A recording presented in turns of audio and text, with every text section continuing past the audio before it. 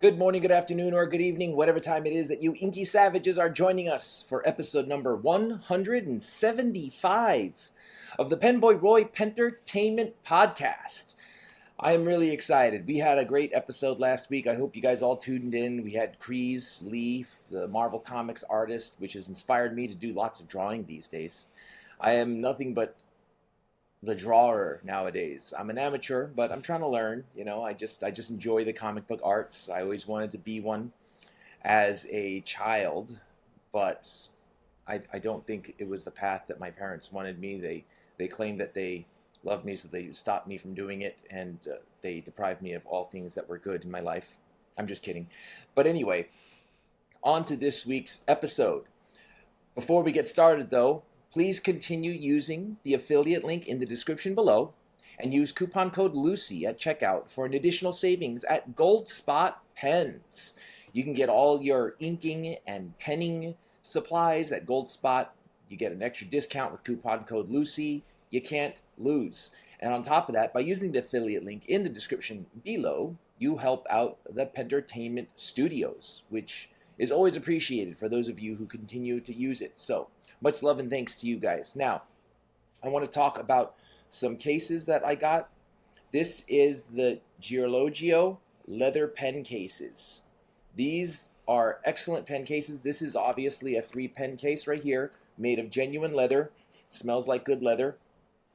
And this is what Bryce wants us to talk about this week. I talked about it last week, but we'll talk about some more. This is the one I'm really excited about. This zipper leather pen case right here. It has a nice big fat zipper. It opens up, and then inside, well, this is just a leather treatment. You got 4 pen case or 4 pen sleeves here. You got your protective. Desiccant? Is that a desiccant inside there? No, it's a leather wipe. Oh, and then okay. So you it's flip for over. cleaning the leather. Let me do the podcast sponsorship, man. So you flip over the medium thing, and you have a pocket right here for stuff that fits in that pocket. Cartridges and converters. Yeah. You have all these slots here for credit cards. You have a key ring. And then over here, you have this here. It's a small notebook holder. You can either go steno pad with this one here, or you can go sideways notebook here, or you can just put stuff in it. This one is really cool. Nice. And then you have this bad boy here. This one is also leather. Now, these also come in denim. This one here has this many pen cases, this many pen holders here on this side. You open up the divider, and you have this many on the other side. So that's a lot of pens. How many is that, Roy? How many? That's so many. It's 1, 2, 3, 4, 5, 6, 7, 8, 9, 10, 11, 12. It's 24 pen cases. Now, the MSRP on these, I forgot to look them up, but they're far cheaper than any other leather pen case available on the market. They're also way cheaper than competing brands that use fake leather. These are actual leather with quality stitching made by Girologio. If you're watching, you can see the embossing here. It's really well stitched. It has a nice big fat zipper, which I really like. And your pens are completely and totally protected while in this case. So, like I said, I don't remember the MSRPs, but they're virtually half the price of pretty much everything out there. So check those out. They are the most awesome and greatest pen cases ever created in the history of anything ever created ever. So make sure you check them out at your favorite retailer. Now, before we get started with this week's episode of the PenBoyRoy Pentertainment Podcast, I want to give you guys a quick disclaimer. This podcast is not scripted and therefore will contain potty mouth words, both from Tom and I. So be forewarned. You have been warned. Now, on to the podcast. The PenBoyRoy Entertainment Podcast. Stay savage. All right, so we spoke a little bit about the Girologio pen cases, right? And I'm really impressed that you were able to take the time between our phone call conversation earlier and now to work on the pronunciation so that you could say Girologio without having it come out as like a knotted lump of syllables. Right. So I think that they're excellent pen cases. I think and I want your opinion on them. I love them as pen cases because they're actual leather. They're well made, they're handmade, and they're so inexpensive. I remember on an episode where we recorded, I think up at Gold Spot, it was myself, you, Bryce, Mr. Gillette, his dad, Yes. and they were showing us the pen cases at that time. And at that time, you were like really impressed with it. You really liked it. Did anything change between now and then? Well, actually, that was the endless pen cases, if I'm not mistaken. Oh yeah, you're Those were the right. Those are companion- pretty cool too. Yeah, those were pretty cool. I would say that also the Girologio is nice as well. It does it definitely have a good construction, good overall build quality, and like you said with the and the sponsorship read, the leather, it just has a whole other dimension where if you like get up nice and close, you smell it. It's got that robust leathery smell, and it's got that texture that over time will start to absorb hand oils and start to get nice and worn in, and you know, start to age along with you as you use it. Right. It So it has like a good price to it as well. I mean, comparing it with other various brands that offer pen cases, right. it's Well, fairly well priced. I also fucked up. I was thinking of the endless ones. Right. Because the endless, they make good pen cases. They're fantastic. I remember getting a pen boner over it. These also gave the same pen boner to me. So that's why I was like getting them confused. So I actually don't know the price. What are the prices of them versus the competing brands? I can't even think of the competing brands off the top of my head. Well, I mean, I know one off, like you would think of, let's say, Shibui, or also Galen Leather is another popular leather pen case brand. So they're very, very comparable, you know, in terms of what they're able to offer for the prices that they could offer them. I'm just kind of getting some examples that I could throw at you there. You said you had a 24 pen case that would run about $63. A 24 pen case runs $63? Yes. So that's 60. This one here, the Girologio 24 pen case, are you sure that's only $63?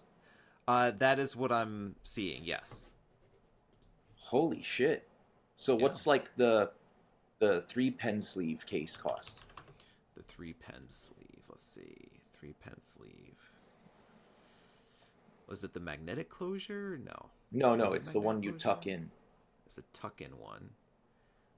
I don't see that on here. Let me see. Yeah, I don't see that on here for whatever. Well, whatever. reason. So at least I didn't accidentally make a lie and say that they're really inexpensive. Imagine I said that, but then we look up the price and it's the 24 pen case is like $600. Like, despite the fact that Goldspot does not yet carry them, I have a general idea of like what you would be looking for in terms of their price, you know, the price range that you'd be looking at these cases, and they are compared with other brands very, very competitive and very, you know, relatively affordable. So you said Goldspot is not yet carrying them. Are there plans in the future to carry them? Just with so many different products coming out and everything, this is kind of on the list of things that we have to address.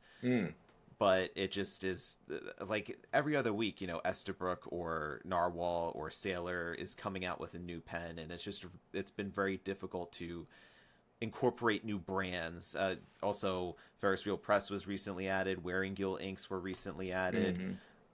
There's new stuff that's coming out, but it's just one thing after another. And then also on top of that, the catalog is being produced, so you got the magazine production going there with all the pictures and the text, and it's a lot. So It's a lot. I working understand. on it. Yeah, that's cool. So you eventually plan on getting them in, right? I think it will come to fruition, because, you know, we're pretty good. Like we are pretty good with like a lot of our inks, a lot of the pens. Could use a little bit more in terms of the pen cases and accessories, I think. Okay, good. Because if that's the case, then what I want to do is, as much as I love this thing here, the 24 pen case, this leather 24 pen case. You don't have to sniff it every time. It just smells good. It smells Yes. like leather. I love that smell.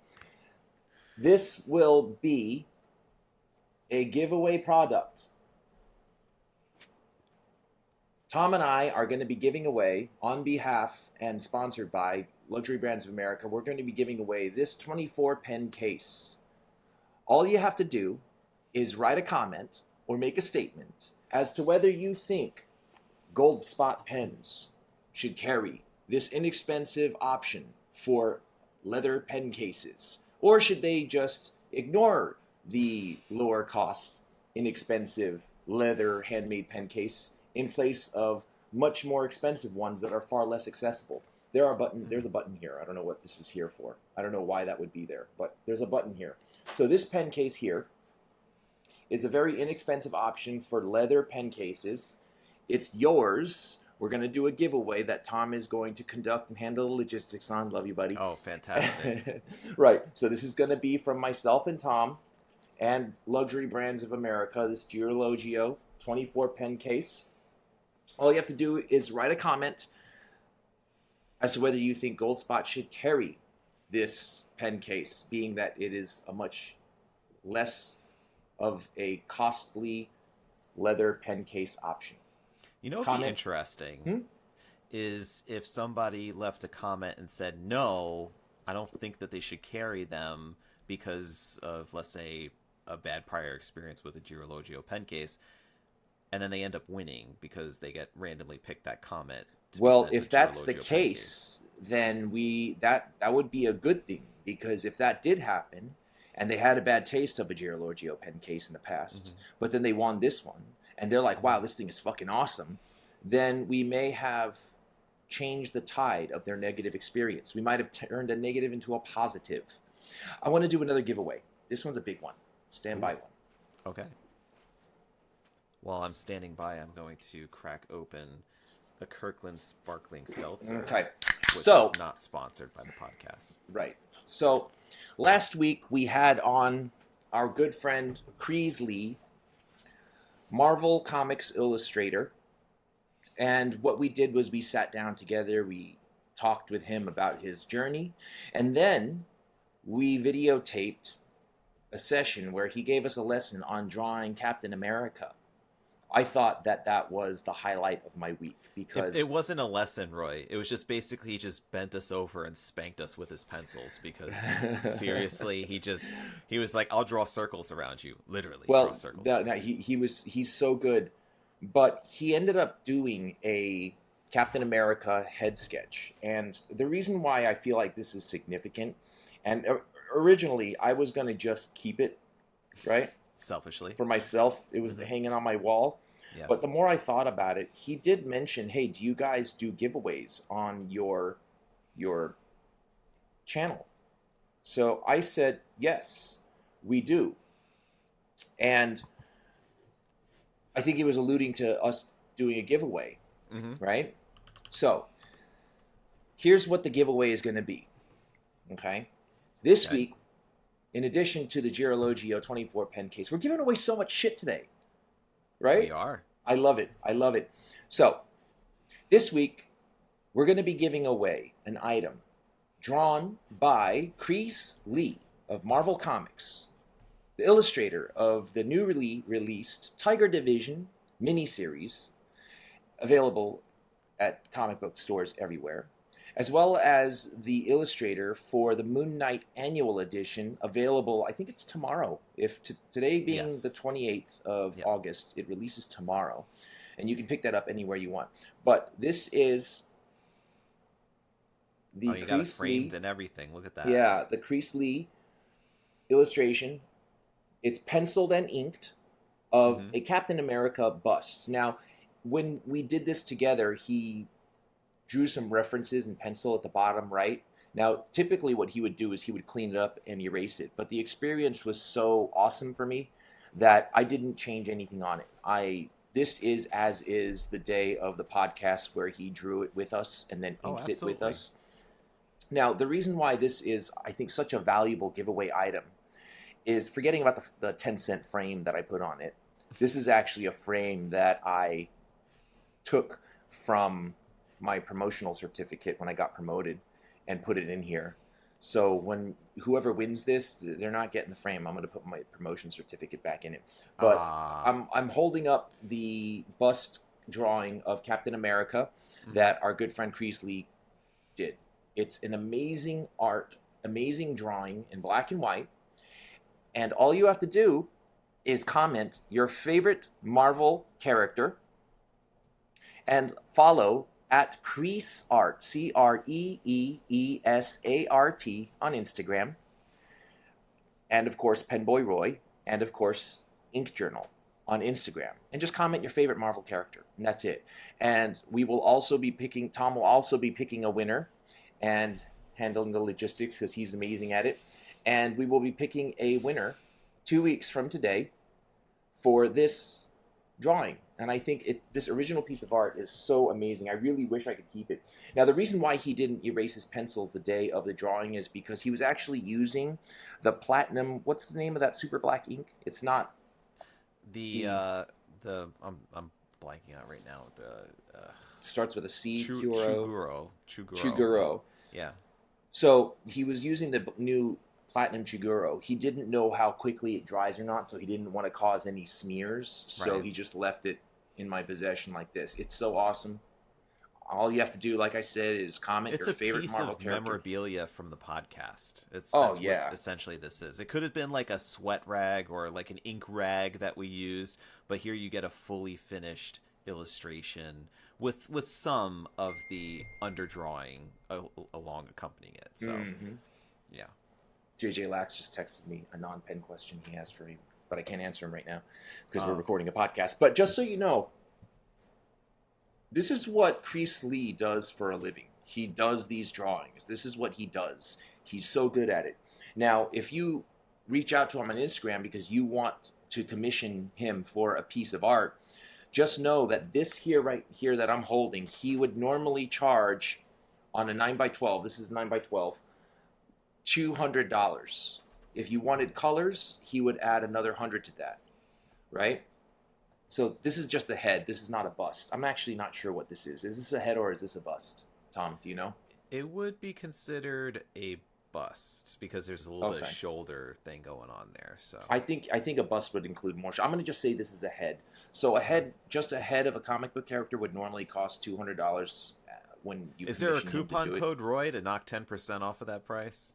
No, we haven't talked about that, but I don't think he's a freelance artist. So I know you just end up working out deals with the Gray Cafe. It was like, oh, come and you get 10% off. I just felt like something like that was coming. So no, but all you have to do, like I said, is comment your favorite Marvel superhero, and then on Instagram, like Creees Art at CreeesArt. And PenBoyRoy and Ink Journal. That's all. Easy giveaway. And then you win yourself a $200 drawing of Captain America, which is absolutely amazing. For everybody watching, you can see this. Now, I think on the episode, stand by one, I'm going to just rehang this. On the episode, we did our own versions, right? Right. And we showed it at the end. It was a little bit embarrassing for the both of us, I want to say, right? In comparison, it's like working out with Jay Cutler, right? I was just like, I'm gonna give Captain America a butt chin, and because at a certain point I was like, I'm not gonna treat this very seriously because then I'm just going to disappoint myself with how bad it's gonna look compared. No, you shouldn't do that. I treat it every time I draw. I try to treat it seriously because I personally have such a passion for drawing, but I never went to art school. I was never trained. As a matter of fact, I learned so much that day. So much. And then I drew a Ninja Turtle, and then I asked him to just critique it. And he critiqued it real quick. I learned so much just from that, too. Yeah. So I've been doing I've been doing my own drawings and stuff and posting them on Instagram. And just utilizing what little skill I have, but what knowledge that I retain. It's just crazy how much you can absorb sitting down next to somebody and just watching them draw or drawing with them. You know what I mean? There's a synergy there that I think is really awesome. And so I've been doing a lot of my drawings on my iPad over there. And then over the last week, what I did was I actually bought some Bristol board. I got my Retro 51 Amadeus pencil out, and I started drawing with that, and I started, inking with my fountain pens and some platinum carbon black and stuff like that. Cool. So then I realized, I think these guys, these artists, they use tools like micron pens, Sakura micron pens, or pens that, I don't typically use. I got some because Creees gave us a couple the day of the podcast, and also I bought some just to try out and stuff. I ended up, I did this Ninja Turtle. Did you see it on Instagram? I tagged you obnoxiously on everything that I do. I saw a couple of Ninja Turtles on Instagram, of which the one that Creees had critiqued you on. That's pretty cool. I did this Ninja Turtle. This one is using platinum carbon black, and I used a platinum Century 3776. Is it 3667? 3776 fine nib. I might have posted extra fine, but I did all the inking with this, a fine nib, and a Q-tip for all the heavy dark areas. Nice. But I feel like there's a benefit to fountain pens that inking art pens don't have. Okay? So I wanted to talk about that today because I've just been so addicted to drawing and art these days ever since last Wednesday because of Creees. And I want to know your opinion because you went, out of the two of us, myself and you actually went to art school, right? Yes. And you learned how to be an artist and stuff. After you, with all the knowledge that you gained from being in art school, okay, how applicable do you feel fountain pens are for art versus the other tools that are available, like the Sakura micron pens or brush pens and stuff like that, right? So give me your thoughts on, do you think that there's something that can be gained by artists who don't use fountain pens in their work versus the negatives of fountain pens in art?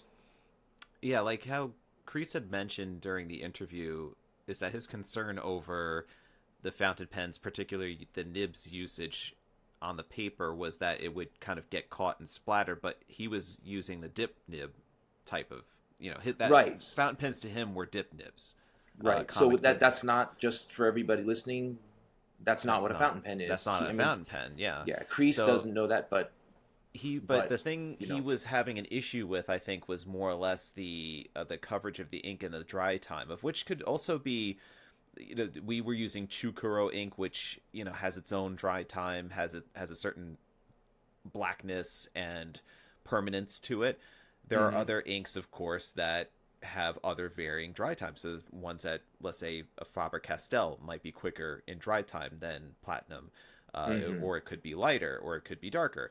There's a lot of variations there. So I think it could have just been, it could be, and I mean, artists use a variety of different tools to achieve the same purpose. So just because you're a comic artist doesn't mean that you have to use Pigma micron pens and a certain type of pencil and a certain type of board. Especially now that all the artwork is digitized before it gets colorized usually and then submitted for publication. I think there's a large variety of ways that you could get there. It doesn't have to be the same way, that you could then use a fountain pen and a particular type of ink, as long as that ink would be suitable to be scanned in and then turned into black and white line art. Like, it has to be, I know from a comics perspective, it has to be translated to either just black or white when it gets scanned into a computer. So there's no like leaving in. That's why he was showing you with the kneaded rubber eraser to get rid of the underdrawing on there, because there's no leaving the penciling in there. Once it gets scanned in, it's either ink or paper that gets scanned in. So just as long as that comes through in the final artwork, which is why he would use something like a Posca marker. Remember at the very end, he was using that white Posca marker to add the highlight, or to add the chin line on Captain America. We took out that was like a paint marker, basically. Oh yeah, they call that rim light. It's a rim light. Well, what he used was a Posca marker, which is basically an acrylic paint marker, because it can overlay over the top of black waterproof ink like that. And that's what he also uses. He was saying that he uses that in case he has a mistake. Is that's kind of like the whiteout, and then he's able to do that using that. So it's like you could use alternate type of items to achieve the same purpose. No. I know that. I'm saying my objective in life is to infect people with the fountain pen virus. Okay. You know this. Yes. My question to you is, when it comes to that kind of art, for example, comic art or inking comic book art, right? Right. Do you think, other than the dry time, do you think that a fountain pen is more better than using like the Sakura Micron pens? I would, at this point in my life, when I'm as experienced with fountain pens as I am, I would certainly pick using a fountain pen over Sakura Pigma Microns to ink my artwork.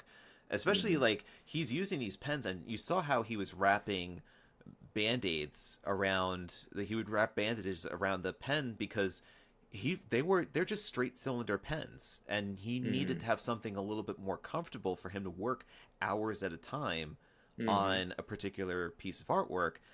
But fountain pens kind of, it depends on which pen that you get, but you could get one that's got a really super comfortable grip, and you're golden. You don't have to worry about bandaging and making all sorts of accommodations for a simple pen that's not comfortable for you. You could find one that has that comfortable grip for you. Interesting. I really wonder if there are people out there who use fountain pens exclusively for art, right? I think so. I think there are people that do that. That post on social media too. I'm trying to think. His name is there's a guy Matthias. I think he's a Swedish, I want to say, artist. Oh, is he the guy who uses the Opus 88 all the time? There's a guy. He's got like 250,000 followers. He always draws using an Opus 88 fountain pen, right?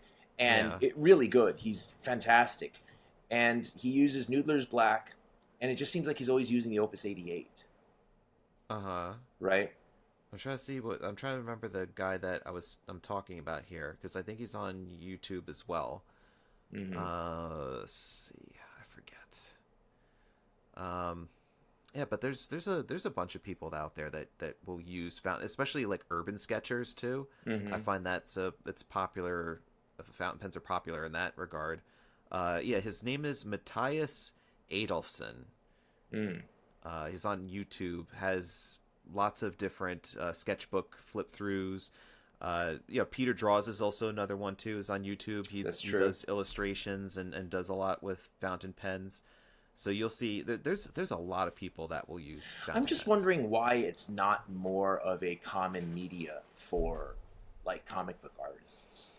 I wonder like why isn't, I mean, brush pens I get. You need brush pens for the dark blacks, right? So the heavy black areas and the shades and shadows and stuff. Yeah. But for the line art, like inking, I think they used to use nibs because of its flexibility and stuff like that. But I think over time, the dip nibs, because you have to replace the nibs because they get splayed after a while and stuff. But and they do that spitter spatter when you do a cross stroke wrong. Right. But fountain pens don't typically do that. I wonder why it's not more of a standard in the comic book industry. Well, also another one of those aspects of an artist, especially one that is learning and going through school, is that they are usually broke, for lack of a better word. So when it comes time to buy supplies for a particular class, you know what takes up most of the money? It tends to be, especially if you're doing painting, tends to be all of the oil paints, acrylic, watercolor. The canvases are very expensive. Brushes, getting a whole bunch of different brushes are really expensive. So then when it comes time for the simple, I have a figure drawing class. Oh, thank God. All I have to do is just buy Vine charcoal, a kneaded rubber eraser, a newsprint pad, and pencils, and I'm golden. So like for, let's say, comic art, I would probably say the same thing's true there. It's just like you're finally relieved that you don't have to spend a fortune on tubes of paint that like you could get away with maybe buying a few, and then you get habituated to what you use and what you learn with. So I would probably say a lot of the young comic book artists to be probably learn on inexpensive tools and materials, and don't, let's say, jump right into getting a fountain pen, because with a fountain pen, you're only having the one nib size. If you do need multiple nib sizes, which I think you would with a lot of comic art, you need to have the ability to go from a very, very super fine line, like let's say 0.25, to something that could be flexible and more expressive, something that might be like a 1.1, or something broader or more flexible than that. Then you might need something, a multiple types of instruments accomplish that. What I just realized right now, sitting here listening to you talk about art and stuff, and I love talking about art, is we never really talked about your education in art.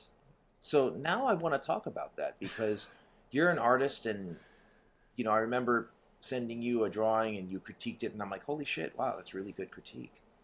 How old, did you go to art school for 4 years in college? Yes. Like regular colleges? Okay. Well, what was that a like? liberal, it's a college in New Jersey. It was like a liberal arts degree, but it was, it was a fine arts degree, bachelor's in fine arts with an art history minor, because I was just very much into art, especially as I was, like I said in the previous episode, I was totally head over heels for doing comic book stuff, even when I was like, let's say 12 years old, just drawing in my sketchbook and stuff like that.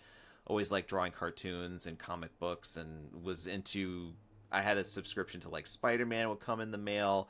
I would go to comic book stores. The one that's famous by where I live is the one in Red Bank, the Jay and Silent Bob's Secret Stash.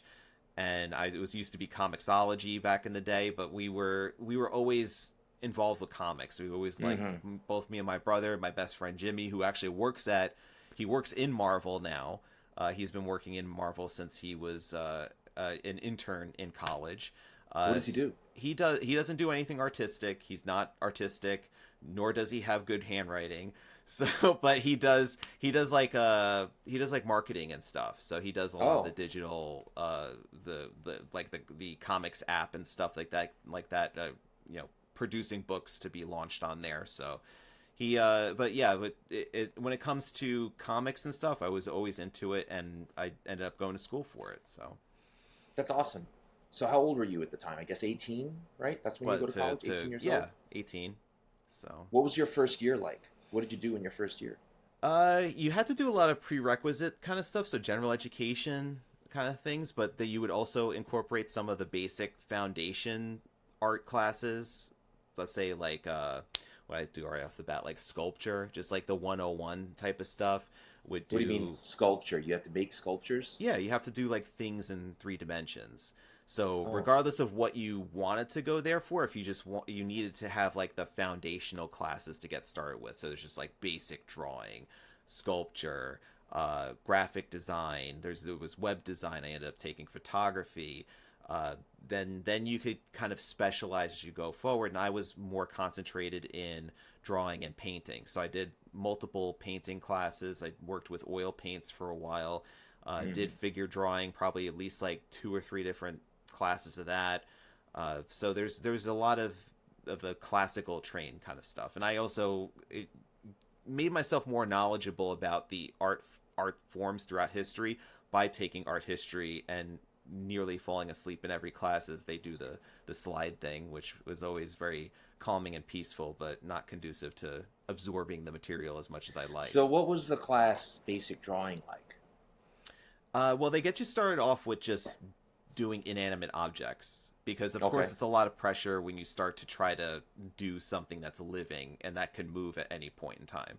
So you want to focus on something that you could accurately describe in simple geometric concepts, because also too is that when you try to, let's say, copy the human form, a lot of psychological things kind of impact the way that you see it and the way that you try to describe it. So like when you try to draw a face, for example, like you have to kind of break it down the way that Creees did, where he's like, there's certain proportions and you do this a certain shape and things like that. But then if you don't have that background in understanding and trying to break down the proportions of a face, you just start to draw what you think a face looks like, and it doesn't come out the way that, it's kind of like one of those nailed it sort of things where it just kind of looks all melted, and doesn't accurately describe what's going on. But then again, that could be your style. It could be. That's the thing about art, is that it could be, you don't need to necessarily have that training to get everything correct, which is like the other aspect of art that, I just kind of like went from, hey, this is how you learn how to do XYZ, to like the more meta version of art. I just jumped straight to there, which is like where you get to when you start to talk more about art, is like, well, what is art? And, do you really need to have a photorealistic description of what a face looks like in order for it to communicate what it is that you want to communicate? No, I don't think photorealism is necessary. But you said something that piqued my interest. You said something about, when it comes to art, you don't necessarily need the training to, it could just be your style if it comes out all fucked up. Right. Right? But there's got to be a line where if you suck, you suck. And you're not just calling it a style. And you know what I mean? Like, if I suck at drawing, I'm not going to just be like, well, that's my style. Right. And then there's the old saying is that you have to know the rules in order to break them. Okay. So that's basically the thing, is that while like what I'm kind of saying is that you don't have to necessarily get it perfectly right, but you have to understand the rules in order to kind of say, well, this is my unique take on the rules. I see what you're saying. So, what's funny is it could circle around to the exact same outcome, right? So someone who has a perfect understanding of all the basic fundamentals of shapes and anatomy, facial anatomy, can draw a picture of a face and then take on a style where it just looks really weird and melted. Mm-hmm. And then in the end, it turns out it sucks. Or a guy can draw a face having no knowledge of facial anatomy and it sucks. Both men or women can say, hey, this is just my style. But who's going to argue with either one of them? And who's going to be able to differentiate, well, this guy is the guy who's educated and he's just breaking all the rules because he knows them, versus this guy doesn't know any rules and he just sucks. Like, how can someone truly differentiate that? If, you know what I mean? Well, now you get into a discussion of like what's good art versus what's bad art. And that's a whole other topic. I guess that's subjectivity. Yeah. Oh, so much subjectivity, right? Because I remember there was, back when Image Comics first started in the early 90s, there was a guy who drew Shadowhawk. And I remember at the time I was very superficial when it came to appreciating art. If it wasn't Jim Lee or Todd McFarlane or Mark Silvestri, it all sucked. Everything else sucked. Mm-hmm. Right? But obviously the guy who drew Shadowhawk didn't suck. He just had a completely different style. So You're definitely right. So incredibly laden with subjectivity. Yeah, absolutely. And it could hit with you or not. And then it could be something that somebody else totally loves. Mm-hmm. So I think we were talking to Vanessa a few weeks ago, and she was saying that she absolutely hated Jeff Koons, which is an artist. She's like total terrible artist and whatever. So she's very, very good to talk to about this kind of stuff too. Is like you could have artists that you totally feel deeply connected with, and you love looking at their artwork, and then there's ones that you're just like, I don't get it, and why is this even considered art? This is trash. It's totally subjective, and it's crazy how wide open it is. Yeah, and I think though, when it comes to comic book art, is I think it's so competitive that it became such a standard that styles have almost merged from what they were in the early 90s. Well, you have to imagine too is that Creees had went through a portfolio review process. He had to submit his work to Marvel and to whoever that he wants to work with to get published, and they have their own editorial guidelines of what they're looking for. So they have the let's say the filter of which then they could take the prospective artists and their art and then judge which they feel is a best fit for their end product. So that's where then you start to see the kind of like where the style kind of goes, because of course the style can't depart too far off from where most people who are consuming the comic books understand it. And that's what he was mentioning in the previous episode when we were talking about, he was like laying out comic panels, and his freshman art teacher, the comic book artist who he said who looked up to a lot, just said, this, no one does panels like this. This is way too, like, people won't understand this. Is because like there's a certain communication that happens between the artist and the audience, that they understand things a certain way in a certain style, and if you then depart too much from that style in a very dramatic sort of way and without any purpose, that people won't understand you. They won't like get it, and they'll just fly right over their heads, and then you won't get called back by Marvel for another issue if you're just going to not hit with the audiences, or if the editors don't feel like it will communicate well. So you're saying there's a stylistic standard that Marvel has, that to work for them you have to meet that stylistic standard. Oh, absolutely, yeah. Yeah. Oh, yeah. I get what you're saying now. It's not like you can create your own look. I mean, you could create your own look, but you gotta expect that you were going to try to get self-published. Like that the industry, especially if you're trying to work for like the major books, like you're going to have to ascribe to a certain visual style that they're looking for. Right. I wonder how many people's style have changed, or like, for example, I wonder what Creese's style was like if they just said, hey, you don't have to conform to any style, just do your own style. Right. And I wonder I don't know if that's a great thing, right? Like if Marvel makes all their artists draw in the same style, I don't know if that's a great thing, because if you think about it, the innovative quality that an artist could bring is kind of being turned down, so that way they can just fit the Marvel standard. Well, I don't know. I don't think that they're actually, like, let's say, forcing artists to draw in a certain way. But I think just by the fact that there's such a huge amount of competition for a small amount of jobs and positions available for the artwork that they need, that they could prune what they're looking for and adopt the artists that conform most to what they're looking for.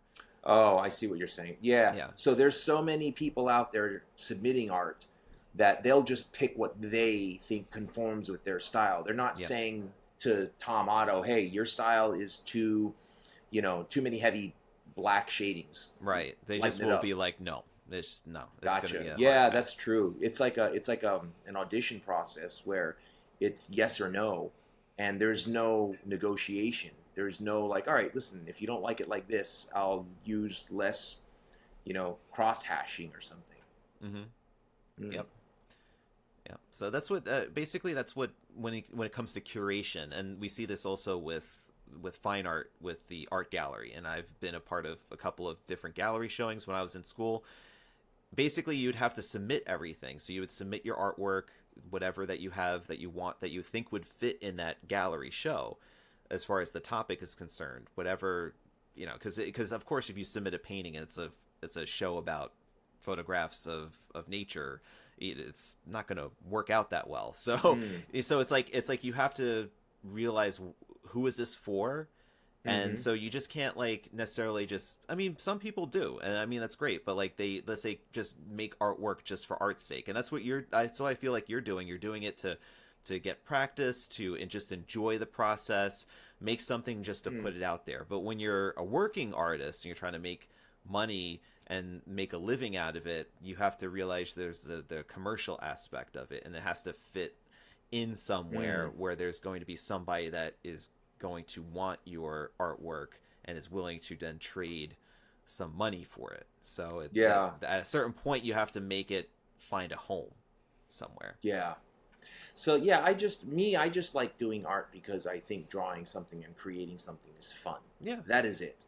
I'm not thinking, oh, I could do this for a living or anything like that. Yeah. Because there's so many aspects about art that I'm so nakedly unaware of. Like, the thing that I'm starting to grasp after sitting with Crease and whatnot is shadows, lighting, right? I used to just draw comic book characters as best as I could and then just make areas dark while just guessing, right? I don't know why I'm making the bicep dark here. It just is because it looks cool. And I didn't have any understanding why. But then afterwards, like, Crease was like, it seems to me that you're just guessing. You need to look into anatomy more. And then once you get an understanding of anatomy, you'll understand how light hits it. And then he's like, you always have to have a concept of where is the light coming from. Right. You can't just like, it has to make sense. Like, if the light is above me, then it's going to cast shadows below me, right? Yep. If the light's on the side, it's going to create like a Rembrandt style of lighting and stuff like that. So I'm like, oh shit, yeah, maybe that's a good idea. Maybe I'll do that. So what I did with my next drawing was I just a Ninja Turtle. I'm not even sure which Ninja Turtle. It didn't matter, right? There was no weapon in hand. I couldn't tell, or no symbol on the belt. Right. So he's just, dropping down. And I thought, you know what? I'll make the light come from beneath him. Mm-hmm. And once that concept hit, I'm like, holy shit. It makes a huge difference. Everything starts off as geometrical shapes. The head is a circle. The turtle's mouth is a cylinder, ellipsis, elliptical thing, whatever, a tube, right? Yes. A cylinder, oval, and like all the arms, like the shoulder is a football, the bicep is like a football, the forearms are footballs, you know what I mean? The chest is like barrels, right? And then I'm thinking, all right, if I were to just shade these geometric shapes, where would the shading be? And then I would start drawing in the muscles and the physique and the shell. And then I was like, oh shit, look at that, right? All I have to do now is alter the shades to be affected by it not being a perfectly geometric shape, right? So like, obviously muscle tissue isn't smooth like cylinders, but it has a cylindrical shape, but it bends and it takes on shape. So now I'm looking into that, and I'm having a lot of fun doing that. I'll tell you what though, I love analog shit, right? Like, I haven't had an Apple Watch since the very first one that came out, and I barely wore that because I like actual watches, right? Mm-hmm. I don't like digital stuff. I use fountain pens. But I gotta say, when it comes to drawing, it is so much easier to do it on an iPad using Procreate than on paper and pencil. You know why? Because the erasing or the undo button? Yeah, the undo button. Yeah. Right? Like, I fuck up a part on a Ninja Turtle or on a comic book character I'm trying to draw. Mm-hmm. I can just, like, undo it.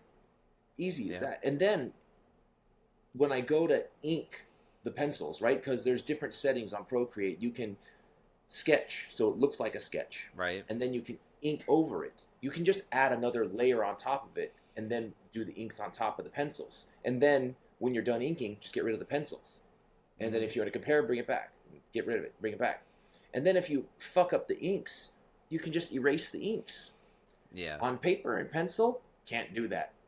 It's treacherous. It's almost like a one and done every single time. Yeah, but I feel that's how you'll learn. I think you'll learn better if you just screw up with pen and paper or with pencil and paper. I think if you use the undo button too much, I think you start to get into that perfectionist mentality, which I know is very, very appealing to get into.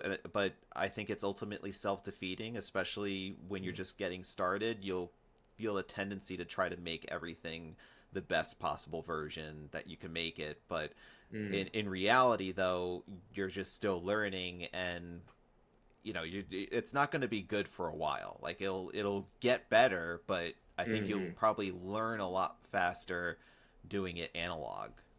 Yeah. Or that I think you'll feel, not that you'll learn faster, but I think you'll stick with it longer and you'll find it more satisfying over the long term. Because I think that over time, doing the whole undo button thing, will probably make you feel more resentful that you're not making progress as fast, because like you'll probably be like, why is it still not perfect, you know, because I'm using the undo button, I've undid all of the bad things, why is it still being bad? Yeah. Well, you know what though, I posted on Instagram, there is definitely something cathartic about drawing on a piece of paper, right? And there's definitely something about the feel of a pencil and the resistance that makes it in a way easier, right? Yeah. And then there's also something about the fact that when I'm done with it, I still have it. I mean, digital, you put it online, it's up there forever. But I don't know. I think there's nothing like holding your like that drawing that Creees did of Captain America's head. There's nothing like actually having it than just having a picture of it on my phone. You know what I mean? You don't see it because it's in my room, not yours. Oh. What are you doing? No, it's what just, are you looking at? Oh. What do you? The timing of that is perfect. Oh, you need AAA batteries. Sorry, in the middle of a podcast, Sophia. 3 AAA. Sophia, this is going to be part of the podcast. Oh God, we're including this. We don't cut anything where's out. The dogs. The dogs. You taking them with you? Take them with you. Yeah. So for everybody listening and watching, Arya, Tom go. records his podcast in his home, just like me. So he's being interrupted by his dogs and his children, and this is unavoidable, right? I have locks on my doors, so my cats can't get in here. Do you have the But they'll scrape at kitty the door. The kitty door is Try- locked. yeah, too? kitty doors are locked. All right. So you're just gonna. My stay newest here. kitty is so adorable. All right. A little bit of a troublemaker. That's it. Is that Lucy? This is Arya. So Do you cute. see yourself? You see yourself? Look. Oh, on look the at, screen. look at Arya. She likes Is to Arya play. named after the Game of Thrones character. Game of Thrones character? Oh, really? Mm-hmm. Is there another dog named Stark? No, she's just a savage though. She looks cute, She's And- so cute. and she looks very docile right now, but she's a savage. She's so cute. Yes. Look at her looking at you. Adorable. I can't even tolerate it. I suffer from the worst case of cute aggression, right? We talked about this, right? You see something so cute, you just wonder, like, "Grr," you can't tolerate it. Yeah, that's me. Mm-hmm. But let me ask you something. Being that you went to art school and I didn't, I always wanted to, and what advice would you give me in terms of doing art and stuff? I always like doing stuff in a sketchbook. So we're talking about analog versus digital. I would start a sketchbook. And I would start page 1, just do like a sketch a day. Like even if it's just unfinished, or maybe just something that you find interesting that you came across, or something that just popped in your head, just do like a sketch a day. Okay. And just have fun with it. Try out different mediums and stuff. So you do like one in pencil, you just have your fountain pen on you, or you have like a God forbid you have a rollerball or ballpoint. Maybe you might do something with that. Just do and then you'd be able to kind of see the progress as it goes along. So you got. So I did this I put this up on Instagram. These are just I used the Retro 51 for this, and I just sketched out just to practice some of the shading stuff that Creees was talking about. And also what I tried to practice on. Hands are fucking hard, man. Oh, yeah. I just tried doing some hands. That's a pretty good hand. Right? Yeah. And then I just tried to do a nose and an eye, and a nose. It looks like they're connected. They're not. Nose and mouth separate from the eye and the front of the nose. But hands are fucking hard. This is a Savage Dragon in the dark. So that's why it's, Do you remember the Savage Dragon? I do. Did you like the Savage Dragon? I wasn't. I was more of a fan of, like, I mean, of course, I liked Spawn a lot. That's like Spawn, one of my favorites. I remember the thing about Spawn that I always found interesting was his hand position was always almost like this. Yeah. Well, you could see it like there wasn't was the definite Spock, like there's but it definite was like this. stylistic things that came from. You could see like the Spider-Man books that Yes. McFarlane worked on, and then you look to what he went to next after he left Marvel, which was doing Spawn, and you're like, yeah, his style definitely was one of the more recognizable ones that just you couldn't help but see anything that he drew was very, very similar. Yeah, sure. Something very macabre about his style, even when it was a Spider-Man comic, it was It's like darker, very more dynamic, grimy. aggressive. Like it had a lot of energy, and Yeah, I think that's what they didn't like. And I think a lot of the creators of Image Comics, they didn't like the control that Marvel wanted. Like everything had to be a certain way. They wanted to be able to do their own thing. yeah. So that's what they did. And did you know that Image Comics is owned by DC? Oh, is it now? Yeah. I don't know anything about really the Yeah. business aspect of it, how it's going these days. So Yeah. This comic books is a rabbit hole. Fortunately, I don't have time to read comics or more rabbit holes. and draw. So Mhm. I would rather spend time drawing because it's cathartic, it's art, than read comics. Mhm. And on top of that, I'm reading another book. I want you to read it also. So do you remember that book I told you to read and you read it and you really enjoyed it 1 second after? Right. So that author wrote another book called 48 Hours. Well, he has a whole series, and I told you this back when I first read that first book. I was like, "Do you know that there's like a whole series of these books?" And you're like, "No shit, there's like a sequel to it." It's like, Yeah. yes.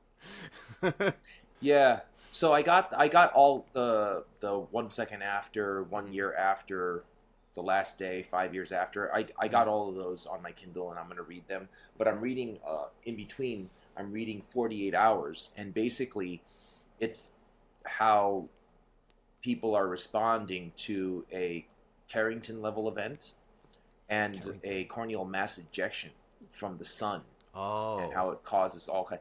It's a really good read, man. You would really like it. So far, I'm halfway through. But do you remember how the 1 second after there was like just an emotional nutsack punch when when he experienced that loss towards the middle and the end, right? Mhm. It was just such an uppercut to a bare set of balls. I Yeah. was like, oh man, very emotional. I don't think that this one is the same way yet. I don't Mhm. know, but tragedy hasn't struck in the book yet. But very good read. Okay. I think you should read it. 48 Hours by William Forstchen. Good book. Really exciting. I like it. Anyway, Cool. yeah. But I'm starting a sketchbook. I think you had mentioned that to me like a while ago. And Because I'm I still actually kept my own, and you saw it when I brought it to the cafe. I Yeah. have my own from when I was 12 years old to the books that I still have or go from like I think 12 to maybe like 18 or 19. And I brought Yeah. those because that had a lot of comic book art in it, stuff that I would just straight copy from some of the comics I owned or like the magazines I'd have. And I would just, whatever I found interesting and was like, oh, that would be cool to try and draw that, I just would try to draw it like exactly how it was. And then you kind of learn by this imitation, oh, well, this is how a shadow on like a bicep would look like, or this is how I could draw a dynamic. And you try to get it as close as you can to what the original artist intended. And then you kind of start to pick up on, well, if I had to draw this from memory, this is what it would look like. Everything I draw from memory. I don't copy anything Mm-hmm. because I feel like if I copy anything at all, I didn't do it. Okay. And I want to say I did it. But you're right though. By copying, you learn. So Yeah. I'm at the stage where I can just let go of my ego and I'm gonna do stuff that'll. That's help why I tend me to recommend learn. to people when it comes to calligraphy. They're like, how do you learn how to write so well and things? It's like, one of the things I do is as I'm on Instagram or TikTok or YouTube, and I come across somebody whose handwriting I admire, and I see them doing a certain letter a certain way, I either purposefully or subconsciously start doing that. And I'm like, oh, that looks really cool. Let me try that. And that's sometimes how I'll be like, well, I'm just doing this from now on. Or, I look at, oh, this is how to do typewriter type writing. So let me try doing that. So it's just a matter of like finding things that inspire you or you find curious and just incorporating that into what it is that you do artistically. Yeah. I'm going to start doing that. I'm going to start on the path of not just trying to create something from scratch, but I'm going to start learning, right? That was what was holding me back my entire life was I didn't know why I sucked. And it's just like, it's because I don't understand physiology, like anatomy. Like as a kid, I don't know that your pec connects to your bicep, I don't know that it really does, but if you look at a picture, the pec connects to the bicep, right? The shoulder connects to the pec. You know what I'm saying? It's like I didn't know all that stuff. I didn't get any of it, but I just was like just trying to make my drawings look like comic book characters. So like you would have like a weird like arm, like the bicep would be in the wrong place, right, on the outside of like the shoulder for some reason, right? Like no, that can't happen. Like or your it'd be bicep like the doesn't, shoulders are like basically growing out of the neck. It just would Right. there would be Yeah. like no traps right. in there. There's no It'd just be traps. Like where's yeah. the guy's traps? Like he doesn't have traps. It's just shoulder. Like you can't even do that without injuring yourself, right? This How guy is it does that not you're do leg day. Look at how small those little twiggy legs are.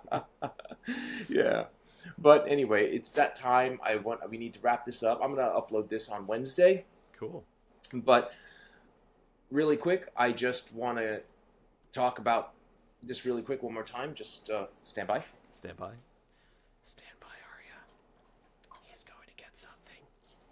Maybe he's going to the bathroom. No, he's not. He's back. Okay. So this week we have a very special giveaway. The giveaway is going to be for this wonderful piece of art by Creees Lee that can be found on Instagram at Creees Art, C-R-E-E-S Art on Instagram. In order to win this awesome head sketch of Captain America done by Creees Lee, all you have to do is comment your favorite Marvel character on Instagram and follow Creees Art, C-R-E-E-E-S-A-R-T, as well as PenBoyRoy and Ink Journal on Instagram. That's it. Easy. And this sketch and inked sketch, valued at $200, can be yours. Also, one last reminder for the Girologio 24-pen leather case giveaway. All you have to do is make a comment, snooty, snarky, that's fine too, on whether you think Goldspot should carry the Girologio leather pen cases or not. It's up to you. You guys can comment on it. You can give me your opinions. Just know that this is a very much less expensive leather pen case option than the options that are out there. Should Goldspot carry these and provide you guys with an inexpensive leather pen case option that's hand-stitched and high quality, or just stick to the expensive stuff that's not completely accessible to everybody? Leave that in the comment below. So, thanks again for joining us for episode number 175 of the PenBoyRoy Entertainment Podcast. I love you guys. Be well, be safe. Staying gay. Goodbye.